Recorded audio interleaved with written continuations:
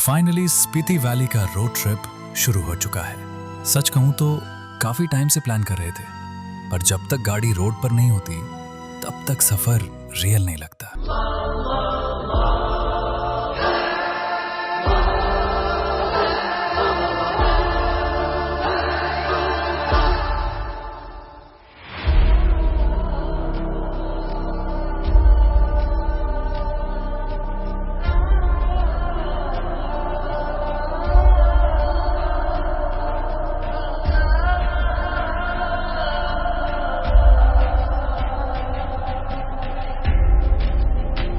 अभी हम शिमला से निकल चुके हैं।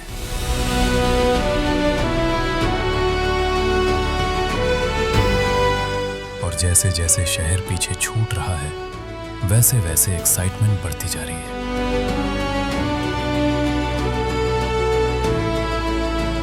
इस ट्रिप का गोल सिंपल है, स्लो ट्रैवल, कम जगह, ज्यादा फील। यही है इस सफर की असली शुरुआत। शिमला के बाद का रास्ता काफी सुहाना और स्मूथ है। चारों तरफ ऊंचे ऊंचे चीड़ के जंगल, ठंडी और ताज़ा हवा और ड्राइविंग के लिए एकदम परफेक्ट माहौल। और इस बार हमारी टीम में हम कुल 6 लोग हैं। सैंडी और अभिषेक अपनी बाइक पर सवार होकर इन घुमावदार पहाड़ी रास्तों का मजा ले रहे हैं, हवा को चीरते हुए आगे बढ़ते जा रहे हैं। और हम बाकी लोग 4 व्हीलर में आराम से खिड़की के बाहर बदलते नज़ारों को देखते हुए इस सफ़र को अपने अंदाज में जी रहे हैं। अलग अलग सवारी, लेकिन मंजिल एक ही, स्पीति।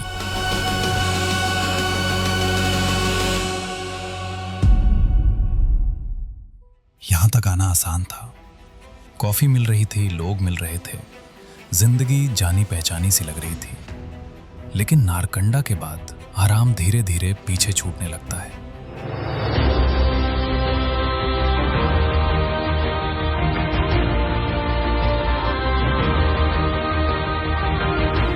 चीड़ के पेड़ों के बीच से गुजरती ये सड़क जैसे खुद कह रही हो, अब जो आगे है उसके लिए तैयार रहना होगा। नारकंडा एक छोटी सी जगह है, लेकिन यहाँ का माहौल बेहद सुकून भरा है। यहाँ पहुंचकर ऐसा महसूस होता है जैसे शरीर और सांसें धीरे धीरे पहाड़ों की ऊंचाई और ठंडक के साथ खुद को ढाल रही हो। दिल को एक अजीब सी शांति मिलती है। पर स्पीति का असली एहसास शायद अभी आना बाकी है।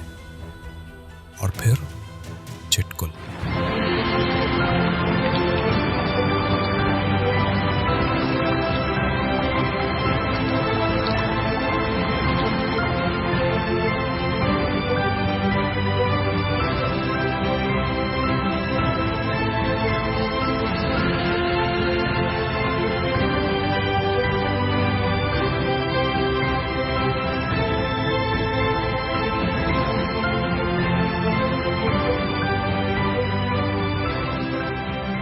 चुटकुल में वक्त स्लो हो जाता है।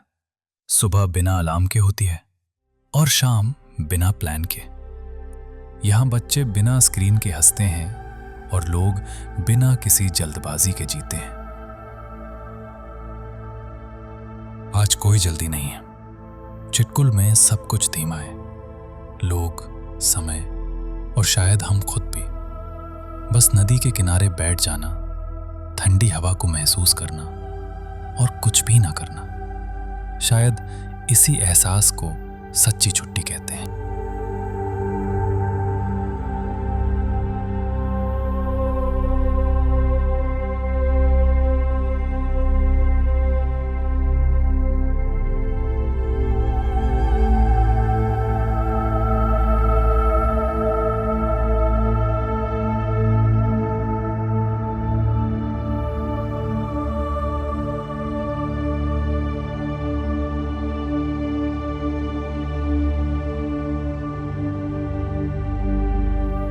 ये है कमरू फोर्ट, सांगला वैली के पास स्थित और हिमाचल के सबसे प्राचीन किलों में से एक।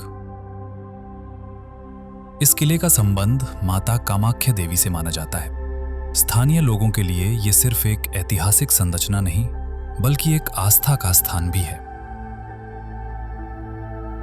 इसका वास्तुशिल्प पहली नजर में सरल दिखाई देता है, लेकिन इसकी स्थिति रणनीतिक रूप से बेहद मजबूत है।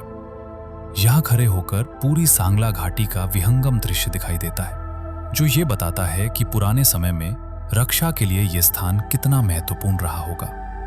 आज ये किला ज्यादा भीड़भाड़ वाला नहीं है और शायद यही वजह है कि इसने अपनी मौलिकता और शांति को अब तक संभाल कर रखा है।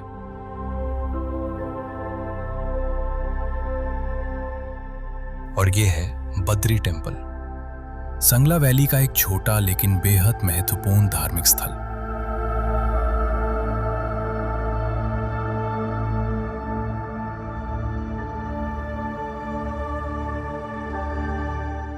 इस मंदिर का नाम भगवान बद्री विशाल से जुड़ा हुआ है और यहाँ स्थानीय लोग नियमित पूजा अर्चना के लिए आते हैं। मंदिर का वातावरण बहुत शांत और सुकून भरा है। न कोई शोर, न कोई भीड़, बस घंटियों की मधुर आवाज और ठंडी पहाड़ी हवा। ऐसी जगहों पर आकर समझ में आता है कि हिमालय सिर्फ खूबसूरत दृश्यों के लिए ही नहीं जाना जाता, बल्कि आस्था और विश्वास का भी घर है।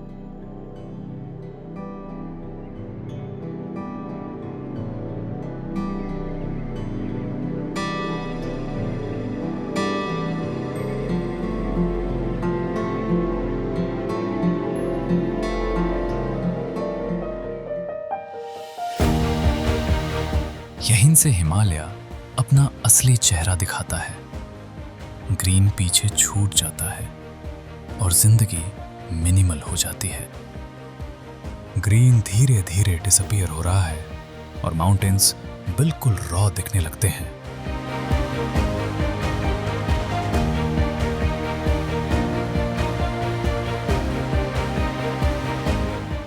इंडो टिबेटन हाईवे पर ड्राइव करना थोड़ा चैलेंजिंग है, पर व्यूज उससे कहीं ज्यादा रिवॉर्डिंग है।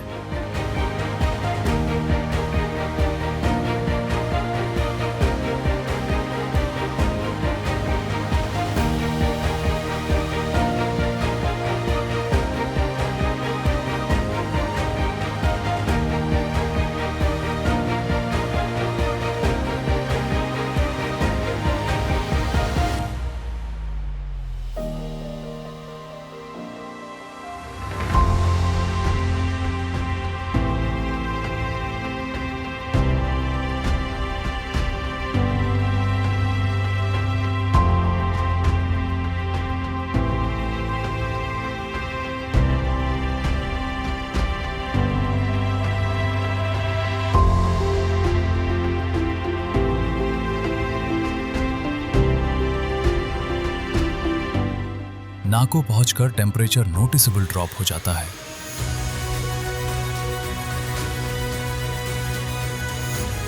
ठंड काफी लग रही थी और लेक के पास जाके काफी पीसफुल फील होता है।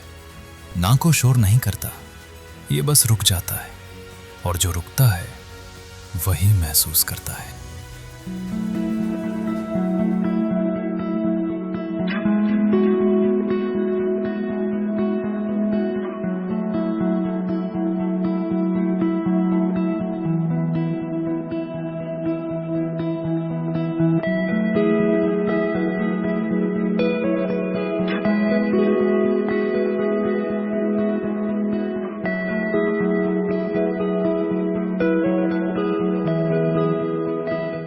सुबह नाको में आंख खुलते ही सीन बिल्कुल चेंज था।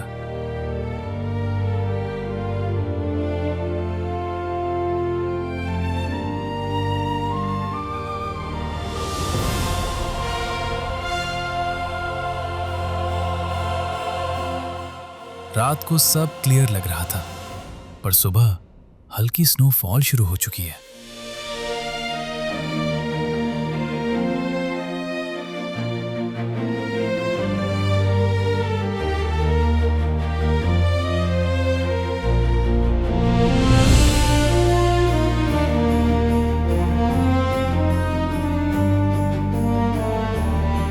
शायद ये स्नोफॉल इस मौसम का पहला स्नोफॉल है। हम आज तबो के लिए निकलने वाले हैं और जैसे ही गाड़ी स्टार्ट की, हवा में एक ठंडी सी टेंशन भी फील हो रही है।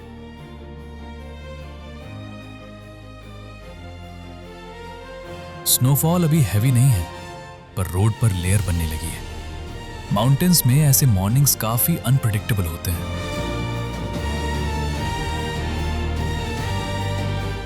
ऊपर से गिरती हुई स्नो पूरी जगह को और भी क्वाइट बना रही है।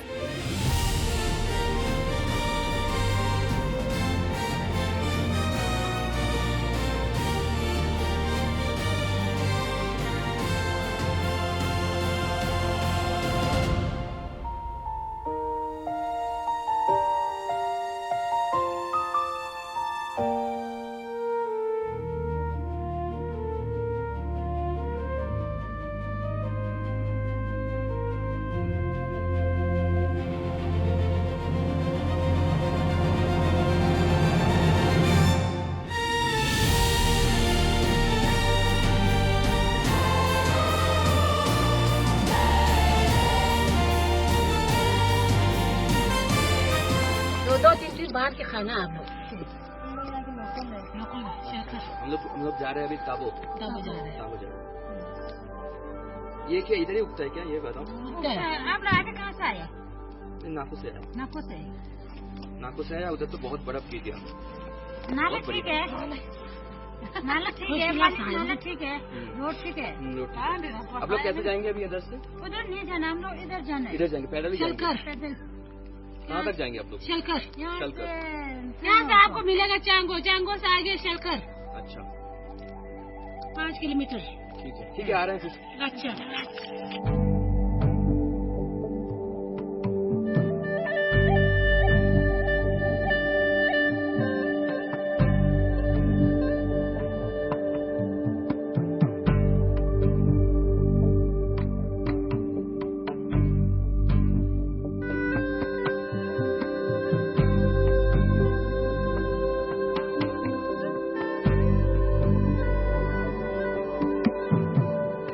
तबो ज्यादा दूर नहीं है, पर स्पीति में डिस्टेंस किलोमीटर से नहीं, रोड कंडीशन से मेजर होती है। हम धीरे ड्राइव कर रहे हैं, क्योंकि यहां डेस्टिनेशन से पहले सेफ्टी इंपॉर्टेंट होती है। आज का दिन भी स्पीति डिसाइड करेगा, हम सिर्फ फॉलो कर रहे हैं।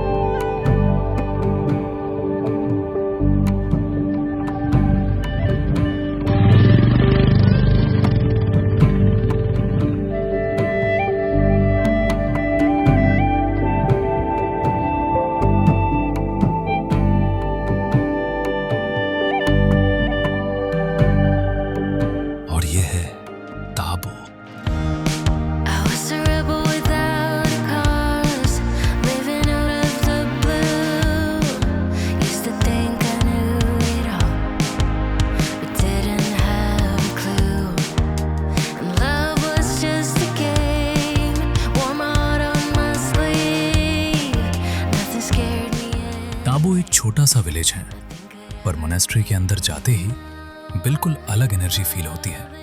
यहाँ आके रियलाइज होता है कि स्पीति सिर्फ व्यूज के लिए फेमस नहीं है। ताबो कोई मॉन्यूमेंट नहीं, ये 1000 साल पुरानी सांस है जो आज भी जिंदा है। धांकर मोनेस्ट्री का व्यू कैमरा में कैप्चर करना ऑनेस्टली मुश्किल है। नीचे पूरी वैली दिखती है और ऊपर हम खुद खड़े होते हैं। काफी सरियल मोमेंट। धांकर, पहाड़ के किनारे टिका हुआ एक विश्वास। नीचे पूरी स्पीति वैली और ऊपर एक मोनेस्ट्री, जैसे इंसान और भगवान के बीच का बैलेंस।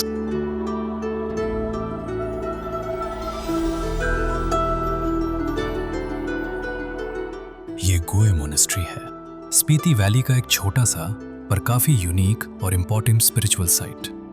ये मोनास्ट्री ज्यादा लोगों को नहीं पता, पर जो यहाँ आता है वो इस जगह को बिना बोले समझ जाता है।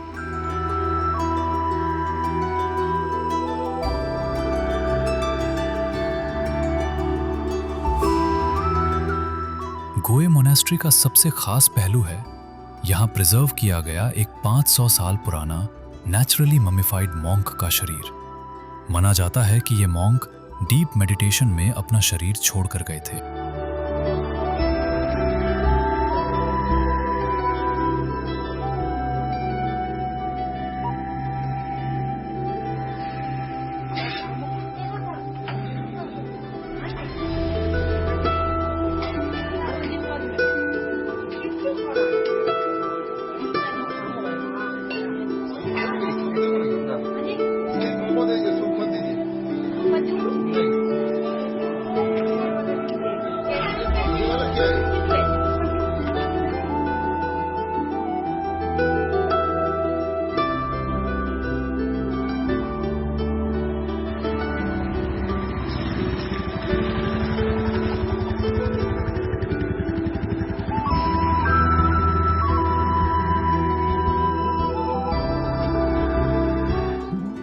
सुबह ताबो से निकलते ही सीन बिल्कुल क्लियर नहीं था।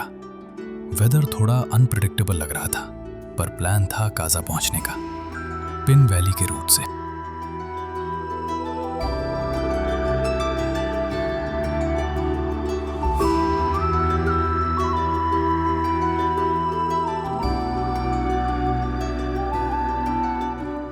जैसे जैसे हम आगे बढ़ रहे हैं, स्नोफॉल धीरे धीरे हैवी होती जा रही है। विंडशील्ड पर स्नो जमने लगी है और विजिबिलिटी क्लियरली ड्रॉप हो चुकी है।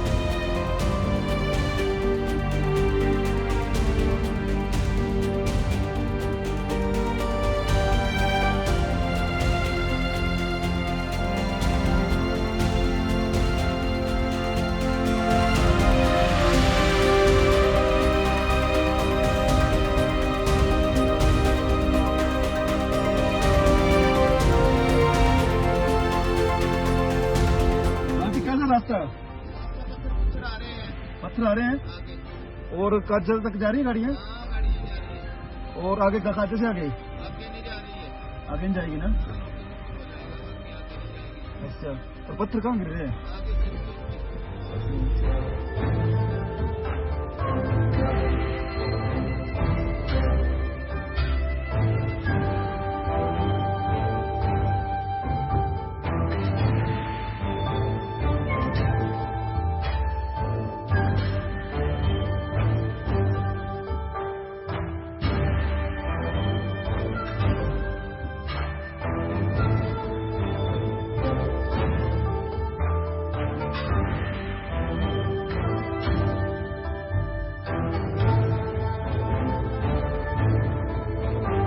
ये धांकर मोनास्ट्री है, स्पीति वैली का एक सबसे ड्रामेटिक और पावरफुल लोकेशन। नॉर्मली ये जगह अपनी स्टीप क्लिफ्स और डीप वैली व्यूज के लिए जानी जाती है, पर आज हैवी स्नोफॉल ने इस पूरे लैंडस्केप को बदल दिया है। मोनास्ट्री बिल्कुल क्लिफ के एज पर बैठी हुई है, जैसे पहाड़ का हिस्सा हो। स्नोफॉल के साथ धांकर और ज्यादा रॉ और इंटेंस लगती है। विंड तेज है, विजिबिलिटी कम है और टेम्परेचर काफी नीचे गिर चुका है। After 2 steps, I lost my balance. इस मौसम में यहाँ खड़े रहना सिर्फ साइट सीन नहीं होता, ये जगह रिस्पेक्ट मांगती है। Started to change.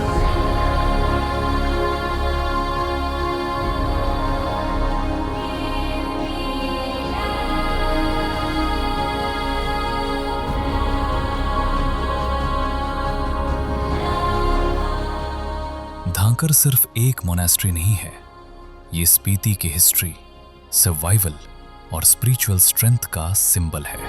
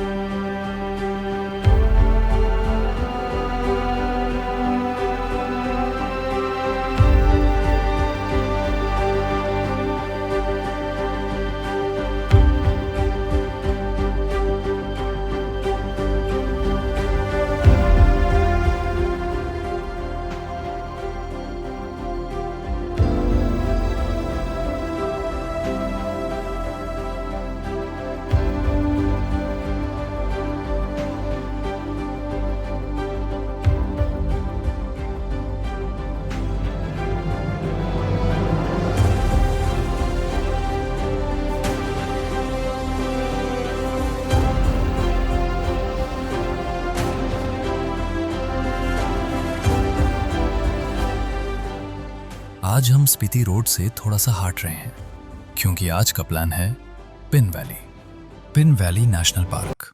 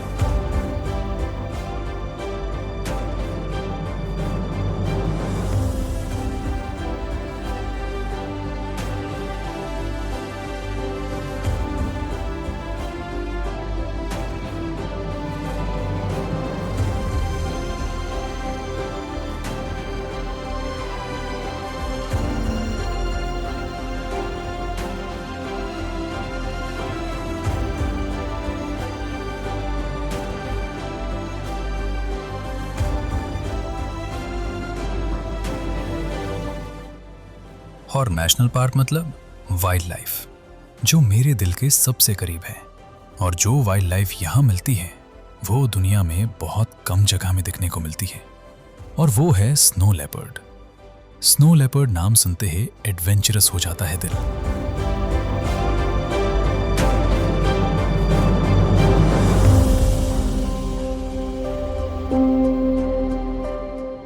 जैसे ही हम डाइवर्जन लेते हैं तुरंत फील आता है कि ये स्पीति का अलग वर्जन है। रोड्स और ज्यादा रॉ है, ट्रैफिक ऑलमोस्ट जीरो, और वैली बिल्कुल ओपन और वाइड।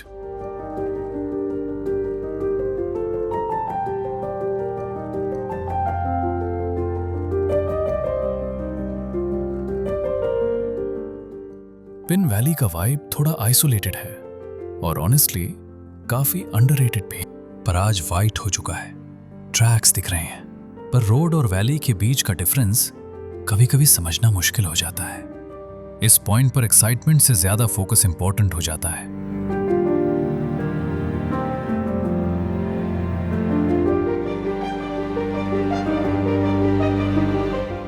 स्टीयरिंग स्लो है, ब्रेकिंग स्मूथ रखी है, और हम बिल्कुल हरी में नहीं हैं।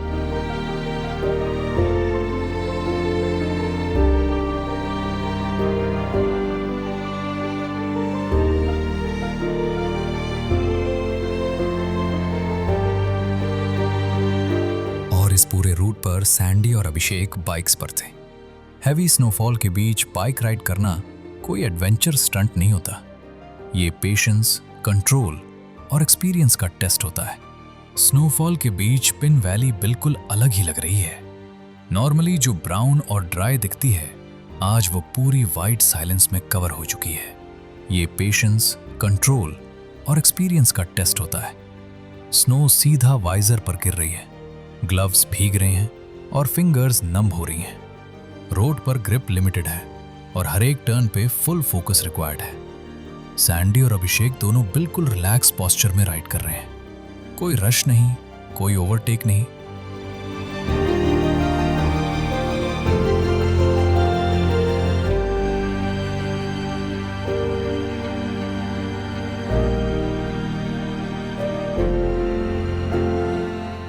मुड विलेज स्पीति के उन विलेजेस में से एक है जहां पहुंचने के बाद लगता है कि हम काफी अंदर आ चुके हैं।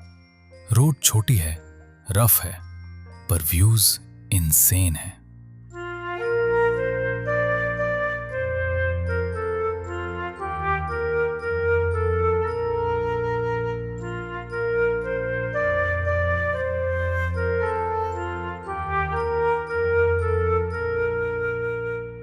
अगर स्पीति आए हो ना, तो गलती से भी पिन वैली स्किप मत करना, क्योंकि स्पीति का असली मजा तो पिन वैली में है। स्नोफॉल शुरू हो गई है और मौसम भी काफी चेंज हो गई है। हो सके तो ये बोला जा सकता है कि मौसम तो बिगड़ चुकी है। अभी अभी स्नोफॉल अचानक से हैवी हो गई है, लिटरली अभी। जो थोड़ी देर पहले लाइट स्नो थी, वो अब प्रॉपर स्नोफॉल में कन्वर्ट हो चुकी है। और इसी वजह से रोड ऑफिशियली क्लोज कर दी गई है। आगे विजिबिलिटी ऑलमोस्ट 0 हो रही है। इसी भाई यूट्यूब में डाल देंगे मेरा नंबर, तो आप मुझसे कांटेक्ट कर सकते हैं। देखिए क्या मजे हैं यहाँ पे, देखिए एक बार, जन्नत है जन्नत। ये देखिए, ये देखिए, ये आज हो रही है 7 अक्टूबर 2025 और आज की डेट है 7 अक्टूबर 2025। तो ये फर्स्ट स्नोफॉल है इस बार काजा का। माउंटेन्स में ये मोमेंट्स प्लान नहीं होते। आप ड्राइव कर रहे होते हो और 1 मिनट में नेचर डिसाइड कर लेता है कि आज यहीं तक। मड विलेज बस कुछ किलोमीटर्स आगे है, पर इस कंडीशन में आगे जाना बिल्कुल सेफ नहीं है। यहां रुक के एक चीज क्लियरली समझ आती है, पहाड़ों में ट्रैवल कंट्रोल का गेम नहीं होता, रिस्पेक्ट का गेम होता है। हम यहीं वेट कर रहे हैं, सिचुएशन को ऑब्जर्व कर रहे हैं। अगर स्नोफॉल और बढ़ती है तो रिटर्न लेना ही सही डिसीजन होगा।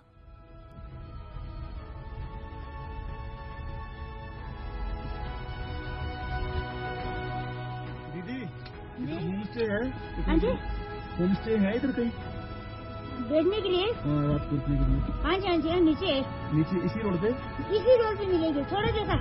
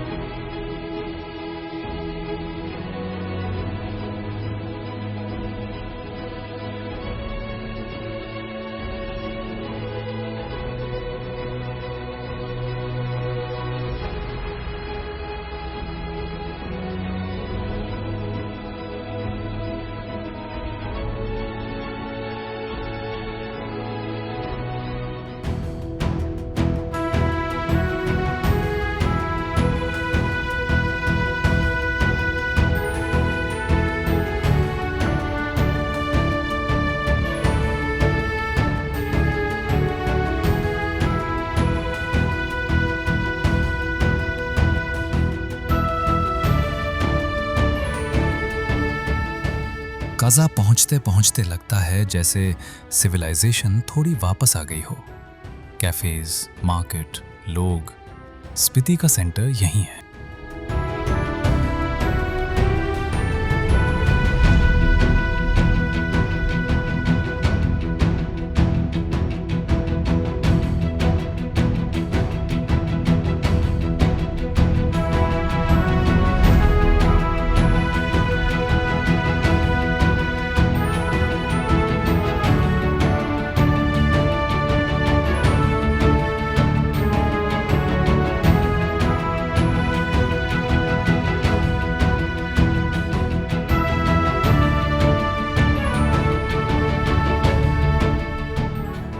की मोनास्ट्री शायद इस ट्रिप का हाईलाइट है, तो ये है की मोनास्ट्री।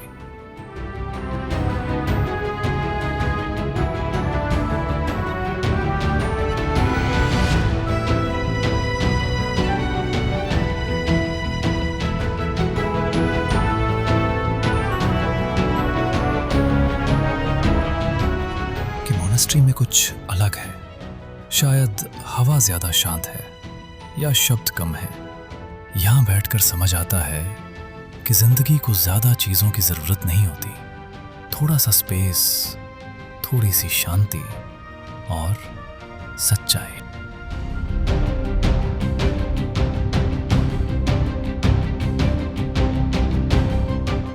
की मोनास्ट्री स्पीति का सबसे बड़ा और सबसे इंपॉर्टेंट मोनास्टिक इंस्टीट्यूशन है।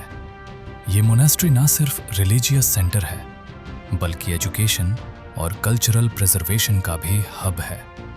हाई ऑल्टीट्यूड पर जीवन मिनिमलिज्म और अडेप्टेबिलिटी पर बेस्ड होता है। लिमिटेड ऑक्सीजन, लिमिटेड रिसोर्सेज और एक्सट्रीम विंटर्स के बावजूद स्पीति के लोग सस्टेनेबल लिविंग का एग्जाम्पल पेश करते हैं।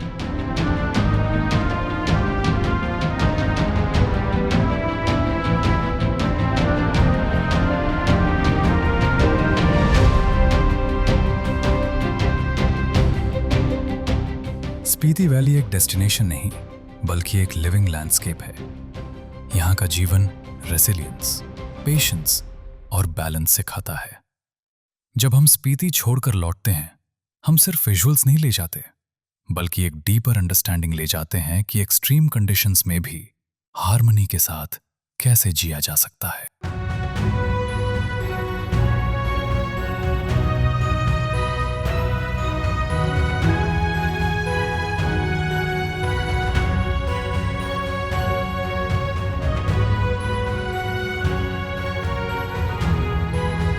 स्पीति से लोग फोटोज ले जाते हैं, पर जो याद रह जाता है वो साइलेंस होता है। एक ऐसी खामोशी जो शहर लौट कर भी साथ रहती है। स्पीति एक जगह नहीं है, ये एक एहसास है, और जो एक बार महसूस कर ले वो कभी वापस वही इंसान नहीं रहता।